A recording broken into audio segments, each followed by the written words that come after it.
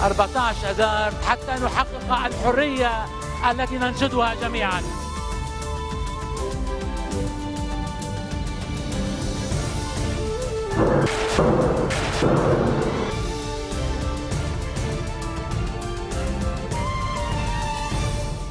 Bonjour à tous et merci de nous rejoindre sur Futur TV pour cette nouvelle édition de la rédaction. Voici les titres de ce journal.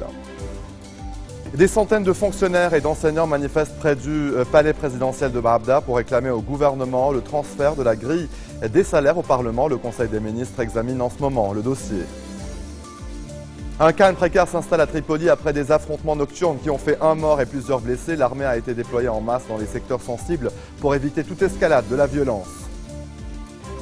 Les rebelles syriens s'emparent de plusieurs localités situées au pied du plateau du Golan occupé par Israël. Parmi ces localités, Khan Arnabé, située dans la ligne de cessez-le-feu israélo-syrienne. Et à suivre également dans ce journal, en ce 21 mars, on célèbre le printemps, mais surtout la fête des mères, micro-trottoir en fin de journal. Des centaines de fonctionnaires et d'enseignants des écoles privées et publiques se sont rassemblés ce matin sur la route menant au palais présidentiel de Baabda. Objectif, réclamer au gouvernement le transfert de la grille des salaires du secteur public au Parlement. La manifestation intervient alors que le gouvernement est réuni cet après-midi au siège de la présidence de la République pour examiner le projet et les moyens de financer la grille des salaires. Cela fait 31 jours que le secteur public est en grève et le chef du comité de coordination syndicale menace d'un printemps syndical si l'État n'accède pas aux revendications des grévistes. Une autre grève, celle des aiguilleurs du ciel à l'aéroport international de Beyrouth. Ils ont lancé ce matin leur mouvement en signe de solidarité avec le comité de coordination syndicale pour réclamer le transfert de la grille des salaires au Parlement. Le trafic aérien a été suspendu pour 4 heures, entre 10 heures et 14 heures. Près de 25 vols ont été annulés. Une personne a été tuée par un tireur embusqué et plusieurs autres ont été blessés dans des affrontements et des échanges de tirs à Tripoli. C'est au nord du Liban. La victime, Talal Azaya, un trentenaire, est mort mercredi soir à Jabal Morsen, un quartier majoritairement alaouite pro-Assad. Ces violences interviennent alors que les tensions entre les quartiers rivaux de Jabal Morsen et Bab Tebene, majoritairement favorables aux rebelles syriens, montent en puissance. Depuis hier soir, les appels au calme se multiplient. L'armée a été déployée en masse dans les secteurs sensibles pour éviter toute escalade de la violence.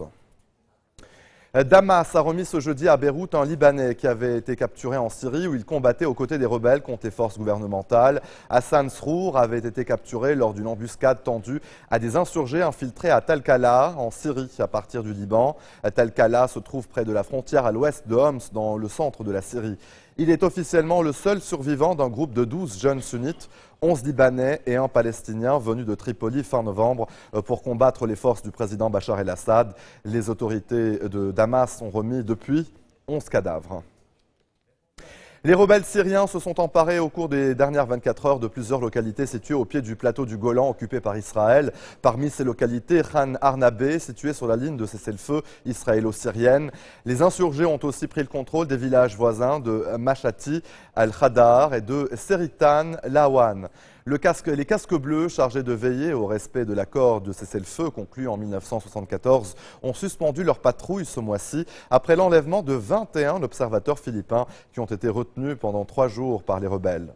D'après un ancien directeur des inspecteurs de l'Agence internationale de l'énergie atomique cité par le quotidien français L'Express, les rebelles syriens se sont emparés fin février du site nucléaire de Deir Zor. Le régime syrien refuse pour l'heure de confirmer cette perte comme l'exige l'AIEA. Rebelles et forces loyalistes au président Bachar el-Assad s'accusent mutuellement d'utiliser des armes chimiques dans les régions d'Alep et de Damas. C'est dans ce contexte que la France, le Royaume-Uni et les États-Unis vont demander au secrétaire général de l'ONU, Ban Ki-moon, d'envoyer une mission d'enquête en Syrie pour vérifier ces accusations, selon des diplomates. Il s'agira de faire une enquête sur l'ensemble du territoire syrien pour faire la lumière sur toutes les allégations venant de Damas et de l'opposition.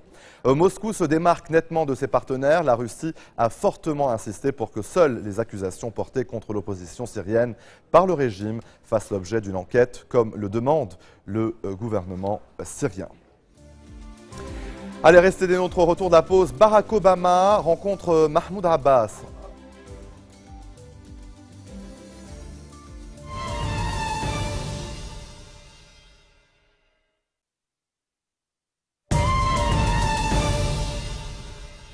Un appel à la paix historique, celui du chef rebelle kurde incarcéré en Turquie, Abdallah Öcalan. Des centaines de milliers de personnes s'étaient rassemblées à Diyarbakır, dans le sud-est de la Turquie, pour entendre la déclaration du chef du Parti des travailleurs du Kurdistan. Un appel au cessez-le-feu lu au public à l'occasion du Nouvel An kurde par les députés du Parti pour la paix et la démocratie. À ces combattants qui refuseraient de déposer les armes, Öcalan ordonne de quitter la Turquie. Il purge depuis 1999 une peine de prison à perpétuité. Le conflit dure depuis presque 30 ans. Il aurait fait plus de 45 000 morts. Allez, en bref, dans le reste de l'actualité, le président chypriote réclame qu'une décision soit prise aujourd'hui par les élus sur une version amendée du plan de sauvetage de 10 milliards d'euros de l'Union européenne. Un plan impliquant une taxation des dépôts bancaires qui a été initialement rejeté par le Parlement mardi et qui provoque la colère de Moscou. Une grande partie des fonds déposés dans les banques chypriotes sont russes. Lundi est la date limite au-delà de laquelle la Banque centrale européenne ne pourra plus fournir d'assistance de liquidité d'urgence aux banques chypriotes. Des banques qui resteront fermées jusqu'à la semaine prochaine. Le Premier ministre australien Julia Gillard a été reconduite à la tête du gouvernement ce jeudi, contestée au sein du Parti travailliste qu'elle dirige. Elle avait convoqué les députés de sa formation pour un vote de confiance. Première femme chef du gouvernement en Australie, elle avait pris le pouvoir en juin 2010 lors d'un putsch interne au parti. Depuis plusieurs jours, de hauts responsables travaillistes la jugeaient incapable de remporter les élections législatives du 14 septembre prochain. Lufthansa a annulé plus de 670 vols prévus ce jeudi en raison d'une grève du personnel au sol dans le cadre de négociations salariales avec la direction. Les aéroports de Francfort, Munich, Berlin, Hambourg, Düsseldorf et Cologne sont touchés et le syndicat Verdi, à l'origine de ce mouvement social, n'exclut pas d'autres actions. Cette grève au sein de la première compagnie aérienne allemande a duré une bonne partie de la journée.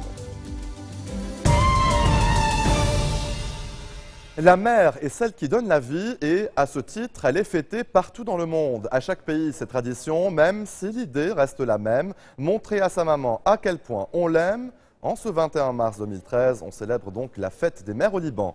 Micro-trottoir. Voilà, est-ce que tu es heureuse aujourd'hui? Ouais, pourquoi pas? Je suis très heureuse parce que j'ai eu la chance de passer voir ma grand-mère. Je lui ai déposé un bouquet de fleurs et maintenant je rentre ramener un cadeau à ma mère aussi. Parce que demain c'est mon anniversaire aussi. Très heureuse, oui, ça va. Je me sens bien, j'ai été fêtée par mes enfants. Oui, bien sûr, je suis heureuse. Je suis toujours optimiste, moi. Même il y a des choses au Liban que ça va pas, mais moi, ça va aller avec moi. Oui, je suis très heureuse. Pourquoi? J'ai deux filles et un garçon, je suis très heureuse, je suis toujours une maman. Il y a le soleil et tout va bien. C'est la fête des mamans, je veux souhaiter ma mère une bonne fête, que Dieu la bénisse. J'espère d'être une maman un jour. J'ai le sentiment de la tendresse d'une mère, mais je n'ai pas exprimé ce sentiment encore. Et c'est quoi les cadeaux? Je vais lui faire un grand cadre avec que des photos de mon père, de mon frère et de moi avec elle. On lui a fait une carte à l'école. Non, pas de cadeau. Ça va, il va y avoir un cadeau, mais pas maintenant, ce soir. C'est une bague et beaucoup de fleurs avec un gâteau. Je pense des fleurs et quelque chose, je sais pas. Ça représente quoi pour toi cette fête? J'aime beaucoup ma mère, alors c'est une fête très importante pour moi. La fête des mères, c'est une occasion pour qu'on montre à notre maman combien on apprécie l'effort et les efforts qu'elle fait pour nous et les sacrifices qu'elle fait pour nous. Ils sont irremplaçables. En tout cas, la mienne, il n'y en a qu'une comme ça. C'est la donner. C'est tout, la donner et la patience et c'est l'amour. C'est la personne qu'on peut compter après tout. C'est la tendresse, c'est l'espoir, c'est le monde. La maman, c'est la vie pour moi. Tout le monde a besoin de l'amour, les petits et les grands même. Après Israël, le président Barack Obama est en visite en Cisjordanie, une arrivée marquée par des manifestations hostiles à sa venue. Les Palestiniens reprochent au chef d'État américain son inaction face à la colonisation de leur territoire par l'État hébreu. Obama a pourtant affirmé que la possibilité d'une solution à deux États continuait à exister et a critiqué la colonisation israélienne. C'est la première fois que Barack Obama arrive en Cisjordanie en tant que président américain. Après Israël, il poursuit sa tournée au Moyen-Orient. Et si le tapis rouge est déroulé, le sourire des responsables palestiniens reste figé, Car Obama arrive les mains vides, le président n'a pas caché être venu sans proposition pour relancer le processus de paix. Aux côtés de Mahmoud Abbas, président de l'autorité palestinienne, Barack Obama a pourtant mentionné la solution à 2 États et critiqué la colonisation israélienne. Le seul moyen d'atteindre notre but est de reprendre les négociations directes entre Israéliens et Palestiniens. Aucun raccourci n'existe à une solution durable. Durant notre discussion avec le président Abbas, il a exprimé certains problèmes qui ne peuvent être ignorés. Parmi eux, celui de la colonisation. En Cisjordanie et dans la bande de Gaza, la visite d'Obama a donné lieu à plusieurs manifestations. Certains en ont même profité pour faire passer des messages bien spécifiques au président des États-Unis, alors qu'au sein de la population palestinienne, la désillusion règne. Voilà 20 ans que les négociations durent sans aucun résultat. Les États-Unis sont des briseurs de paix et le plus grand pouvoir du monde. Ils devraient mettre la pression sur Israël pour rendre aux Palestiniens leurs droits. C'est son manque de fermeté sur la question des colonies juives qui est surtout reproché à Barack Obama. En 2009, le président a demandé le gel des colonisations avant de faire marche arrière. Et face au Premier ministre israélien Benjamin Netanyahou hier, pas un mot n'a été dit à ce sujet. Netanyahou a tout de même exprimé l'espoir de reprendre les négociations de paix. Mais pour les Palestiniens, pas de pourparlers avant l'arrêt du grignotage de leur territoire. Venant perturber la visite du président américain à Ramallah, 2 roquettes ont été lancées depuis Gaza sur le sud d'Israël, un tir condamné par Abbas comme Obama. Obama qui, après la Cisjordanie, se rendra en Jordanie avant de repasser par Jérusalem. Et à l'occasion de la fête des mères, une centaine de femmes libanaises se sont rassemblées ce jeudi matin devant le Grand Sérail, le siège du gouvernement au centre-ville de Beyrouth. Objectif, réclamer aux responsables le cadeau qu'ils leur avaient promis l'année dernière, la possibilité pour la femme libanaise de transmettre la nationalité à ses enfants. En mars 2012, le gouvernement avait décidé de former une commission pour examiner le projet de loi, mais pour l'heure, il semble jeté aux oubliettes. Cette année, comme l'an dernier, le printemps a débuté le 20 mars au lieu de la date traditionnelle du 21 mars. En réalité, le printemps peut débuter le 19, le 20 ou le 21 mars. C'est l'équinoxe qui marque le début de la saison. L'équinoxe correspond à la date à laquelle le jour et la nuit ont exactement la même durée. Ce moment se produit seulement 2 fois par an, vers le 22 septembre pour le début de l'automne et vers le 21 mars pour le début du printemps. Si les beaux jours arrivaient officiellement le 21 mars depuis la moitié du XXe siècle, il faut désormais retenir la date du 20 mars jusqu'en 2044. Ensuite, la belle saison arrivera un jour plus tôt, le 19 mars. Ce n'était pas arrivé depuis 1796. Pour les habitués du 21 mars, il faudra patienter jusqu'à 2102 pour que le printemps recommence à cette date. Et voilà, c'est ainsi que se referme cette édition. Tout de suite, le rappel des titres qui ont marqué l'actualité de cette journée. Des centaines de fonctionnaires et d'enseignants manifestent près du palais présidentiel de Baabda pour réclamer au gouvernement libanais le transfert de la grille des salaires. Au Parlement, le Conseil des ministres examine en ce moment même le dossier. Un calme précaire s'installe à Tripoli après des affrontements nocturnes qui ont fait 1 mort et plusieurs blessés. L'armée a été déployée en masse dans les secteurs sensibles pour éviter toute escalade de la violence. Les rebelles syriens s'emparent de plusieurs localités situées au pied du plateau du Golan, occupées par Israël. Parmi ces localités, Khan Arnabé, située sur la ligne de cessez-le-feu israélo-syrienne. Et en ce 21 mars, on célèbre le printemps, mais surtout la fête des mères, l'occasion de montrer à nos mamans à quel point on les aime.